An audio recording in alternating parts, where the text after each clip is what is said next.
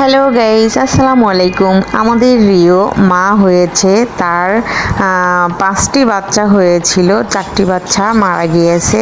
আর অবশিষ্ট প্রথমে যে এই বাচ্চাটা হয়েছিল, তার সর্বপ্রথম যে বাচ্চাটা হয়েছিল সেটাই বেঁচে আছে। আর পরের যে 4টা বাচ্চা সেগুলো মারা গিয়েছে। তো আসলে খুব খারাপ লাগছে বাচ্চাগুলো মারা যাওয়াতে। তো আপনারা সবাই প্লিজ দোয়া করবেন রিওর এই বাচ্চাটা যেন আল্লাহ তাআলা সুস্থ রাখে এবং বেঁচে থাকে। তো আসলে ওর খুব কোনো কষ্ট হয়নি, মা এবং বাচ্চা দুজনেই সুস্থ আছে ইনশাল্লাহ।